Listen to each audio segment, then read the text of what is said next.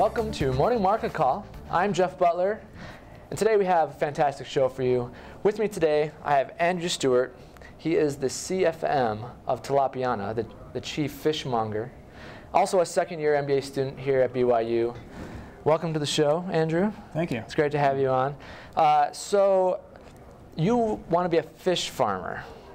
That's right. Typically, people come get their MBA to kind of go into big business, making big decisions for corporate America, and you've come back here to be a fish farmer. Tell us a little bit about that. Really? Yeah, I've heard that question a few times. Well, fish is actually a really exciting industry. Over the last 10 years, seafood has just really taken off all across the world, and fish farming, I think, is just one of those great noble professions. And what I'm trying to do is actually take that to Africa. Africa is kind of a pocket of the world that just hasn't seen the development that's gone on in other areas, like the Philippines or China or Vietnam. Yeah. Those are huge fish producers, but we want to take that to Africa. Awesome. So the name of the company that you guys are starting is Tilapiana. Tilapiana. Tell us about the company. What's your business model look like? Tilapia, or Tilapiana, comes from actually tilapia, the fish that we're primarily going to grow. The business model, we're working with village fish farmers. The idea is that they're kind of the focal point of what we do.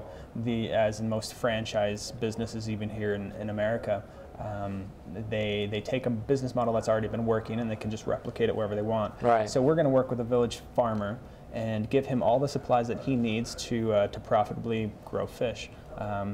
Equipment from supplies, feed, things like that. We give him the training, all the support that he needs to get those fish to a sellable size to his village. Okay. Oh, and sorry, important note here is he grows them and then he sells them just to his village, and this is a really critical part of the business model, meaning that these villagers have a low access to protein. They really need this fish. Right.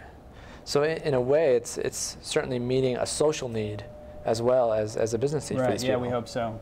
That's awesome. So in essence, you're essentially franchising this business model, this idea, to people in these small communities in Africa that need this type of business support to grow and provide for their communities. Yeah. That's awesome. So,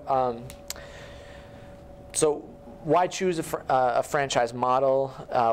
How much can a franchisee make in this type of scenario? Yeah, that's a good question. The franchise entrepreneurship and small businesses are tough for anybody, and in the developing world, the resources are low.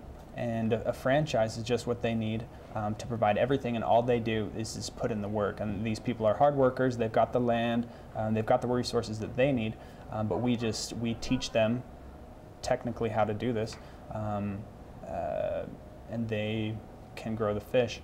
How much can they make? It's right now we're projecting that a farmer can grow as much from one pond as comparable to an average subsistence farmer.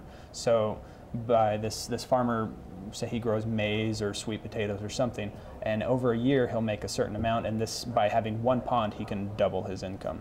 Wow, that's exciting. So really, I mean, you guys are putting a whole new meaning to that phrase, teach a man to fish, feed him for a lifetime. In this case, a whole village for a lifetime. Feed a village for a lifetime. That's pretty awesome. Pretty neat, huh? So what is exactly in the future for Tilapiana?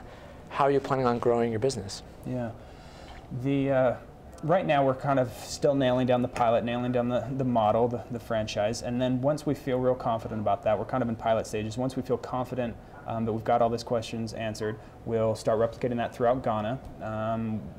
Like I said, we're focused on villages, and we can go all throughout Ghana, and then we see there's other huge needs all throughout Africa in different countries. So that's the plan. Awesome.